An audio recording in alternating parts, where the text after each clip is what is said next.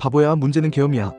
도덕성 논란, 정과 오범, 가짜뉴스, 재판 중인 대통령. 이런 단어들이 연상되는 인물이 대통령이 되었습니다. 그 이름 이재명입니다. 놀랍게도 그의 지지율은 60%를 넘겼습니다.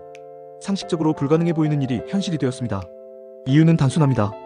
윤석열 전 대통령의 계엄령 시도가 모든 상식을 뒤엎었기 때문입니다. 지금 국민은 더 이상 누가 도덕적인가를 보지 않습니다. 누가 나라를 망쳤는가를 봅니다. 윤석열의 계엄령은 정치판의 핵폭탄이었고 그 여파는 국민의힘 전체를 뒤흔들고 있습니다. 2025년 6.3조기 대선 이후에도 국민의힘은 여전히 계엄이라는 악몽을 정리하지 못하고 있습니다. 윤석열 전 대통령은 12.3 계엄령 기습 선포로 인해 다시 구속되었습니다. 이미 헌법재판소로부터 파면당한 대통령이 두 번째로 구속되는 장면은 대한민국 헌정사에 유례가 없는 비극이자 희극입니다. 그런데도 국민의힘은 여전히 이 모든 사태에 대해 분명한 입장을 내지 못하고 있습니다. 아니, 낼 수 없는 상태입니다.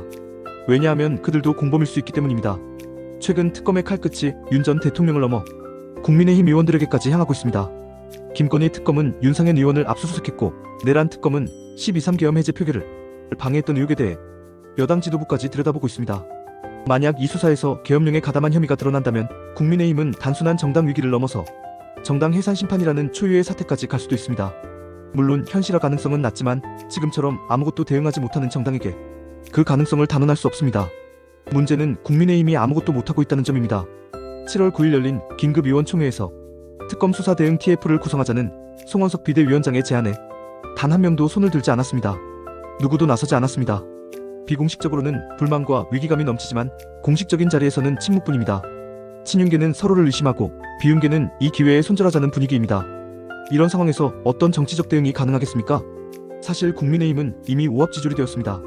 안철수를 혁신위원장에 임명했다가 20분 만에 사퇴하는 해프닝은 단순한 사고가 아니라 무능의 극치였습니다. 혁신위는 출범도 전에 자초되었고 쇄신은 물 건너갔습니다. 지도부는 국민의 뜻과 무관하게 당을 운영하고 의원들은 서로 눈치만 봅니다. 한때 검찰당이라 불리며 권력의 정점에 섰던 정당이 지금은 그 검찰에게 수사를 받는 신세가 되었습니다. 자업자득이라 하기에도 민망할 정도로 몰락하고 있습니다. 반면 이재명 대통령은 전혀 다른 그림을 그리고 있습니다. 국정 지지율은 60%를 넘겼고 타운홀 미팅과 파격적인 인사를 통해 국민과의 소통을 강화하고 있습니다. 계파를 넘고 진영을 넘는 인사는 보수 유권자들까지 흔들고 있습니다.